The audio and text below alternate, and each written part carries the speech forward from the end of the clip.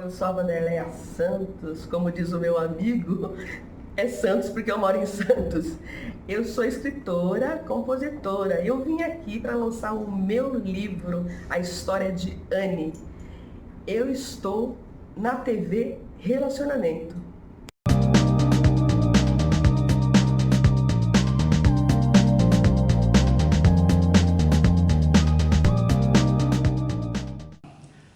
Olá, internautas! Iniciamos mais um programa Gestão Executiva. Já tivemos a oportunidade de bater um papo com esse grande profissional, Geraldo Cohen, falando sobre inteligência artificial. Mas hoje nós vamos desvendar alguns segredos dele, porque ele se tornou esse grande profissional. Geraldo, gratidão, né? Sempre muito bom revê-lo. Obrigado, cara. Conta um pouquinho para os nossos internautas onde você nasceu, um pouquinho da sua trajetória, que é inspiradora, tá? Conta aí os sucessos todos que você teve, dividiu e proporcionou para muita gente. Ok, vamos lá. Nasci muito longe, né? Nasci no Egito. Opa, Minha família veio para cá em 57. E para entrar direto no assunto, eu tive acho que três fatores de sorte. Primeiro fator de sorte, meu pai era um homem de visão. Meu pai vendia móveis de escritório. E ele conheceu uma empresa, vejam bem, estou falando de 1957, 58, tá? Computador assim, quase nenhum, ainda não existia, digamos, comercialmente. Estava em pesquisa em universidades. Meu pai, vendendo móveis de escritório, vendeu para uma empresa, uma pequena empresa, estava começando no Brasil, chamava IBM. Estava no comecinho. E ainda não vendia computadores. Vendia aquelas máquinas de cartão perfurado. Quem é velho da informática conhece. Bom, sem dúvida. E 12, 13 anos me colocou para fazer estágio lá. Nas férias da escola, você não vai ficar sem fazer nada, você vai fazer estágio. Então, não tinha Butói ainda, né? Não era no perto da Butói, não, tá. Não, sabe onde ficava a IBM? Ficava na Barão de Tapetininga, num andar de um prédio de escritório, né? Embaixo era Olivetti e em cima era a IBM. Ok. E a IBM roubava técnicos da Olivetti. Não, você tem, depois ficou aquele monstro. Bom, então já me despertou interesse por máquinas que computam. Não, mas ainda não era computador, eram máquinas de ciclo fixo. Isso é um dos lados que eu considero que tive muita sorte de um bom pai que já teve essa visão. A outra é meu gosto por matemática. Eu gosto de matemática, minha formação na área de matemática, e logo comecei a me interessar por lógica matemática, daí computação nasce da pesquisa em lógica matemática. Então, essas duas coisas eu considero assim fatores de sorte enormes, né? O terceiro fator de sorte, eu acho que é uma sorte muito grande, é uma questão de tempo. Quando comecei a trabalhar, eu fiz aqueles estágios que meu pai mandava fazer, ok e tal, e depois começou a aparecer computador mesmo, propriamente. Primeiro eram os bancos que tinham computador. Sim. E nesse momento eu era um cara que já tinha algum conhecimento de computador. Não tinha muita gente assim.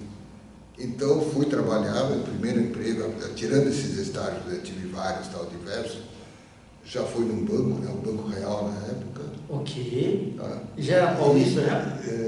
Não. Tá. Era na 15 de novembro. Certo. Todos os bancos eram lá no centro da cidade. Tá. E então, essa sorte significa que comecei já uma carreira onde tinha pouca gente, portanto, inclusive, era bem pago. Sim. E então, um negócio que prometia inovação. Prometia inovação. Então, a primeira fase foi computadores grande porte, isso é muito bom. Isso, os chamados mainframes, né? Hoje Isso. Hoje em dia pouca gente conhece.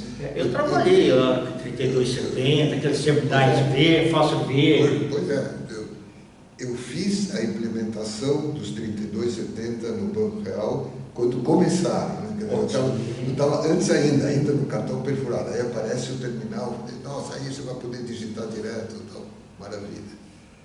E então teve toda essa fase no mainframe. Para dizer a verdade, agora eu acho que eu tive uma quarta sorte, que é ligada ao tempo, que é, eu fiquei praticamente 10 anos no Banco Real e teve uma fase de uma coisa que hoje em dia também o pessoal esquece que existiu, que foi a fase do mini computador, que é o mainframe. Isso, é o mini, tá? Mas hoje quase não existe.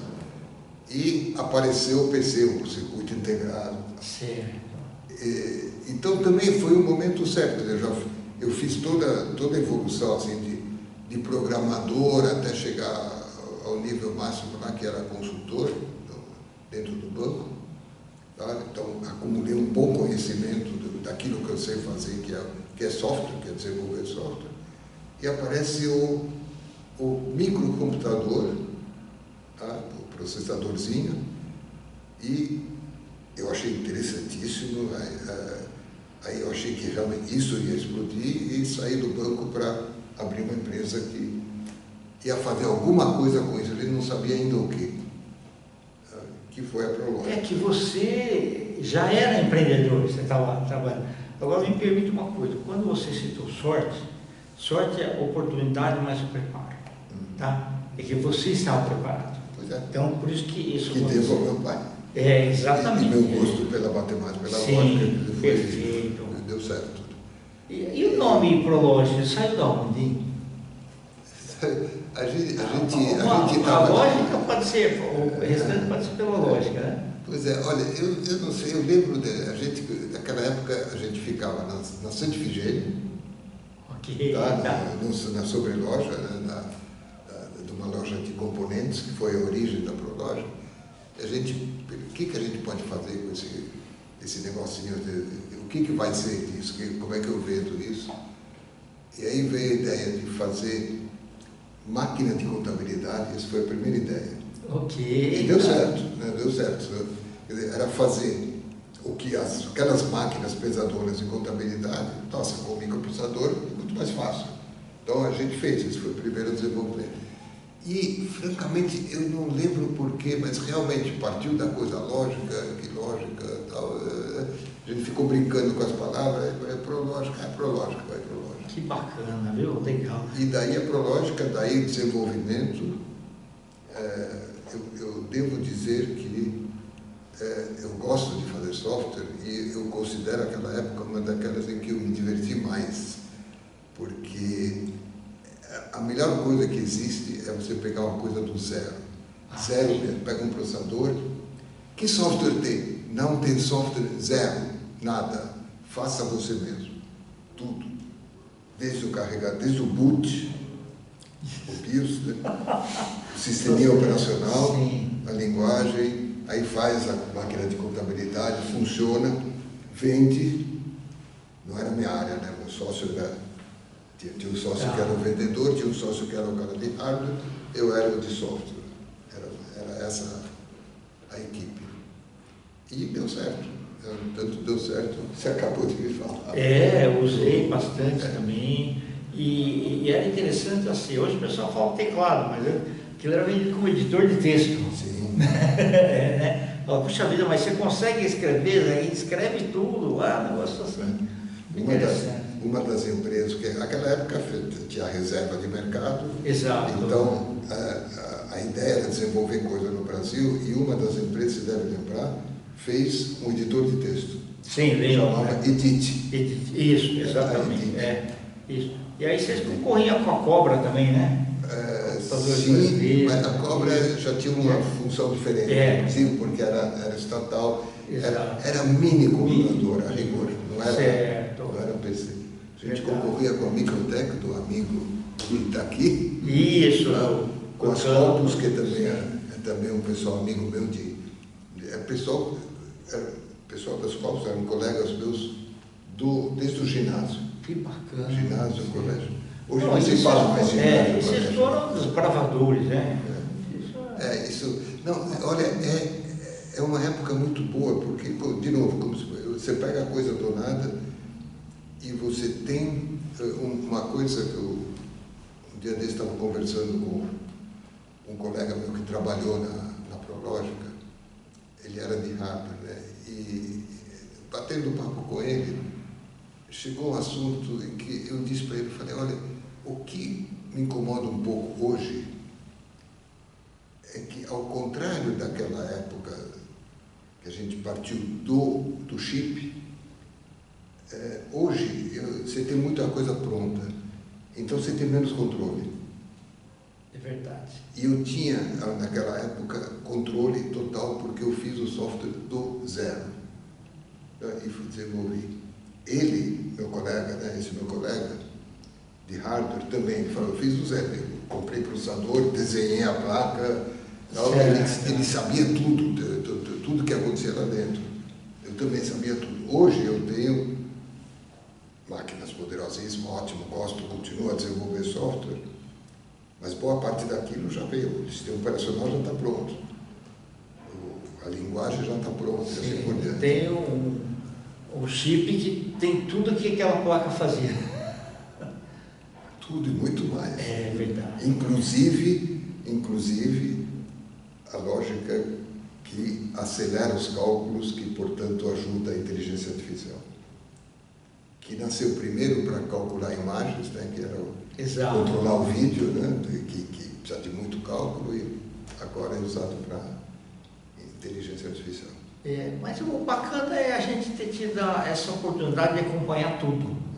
Né? Sim, desde o começo. Desde o começo, né? Porque aí você vê a evolução.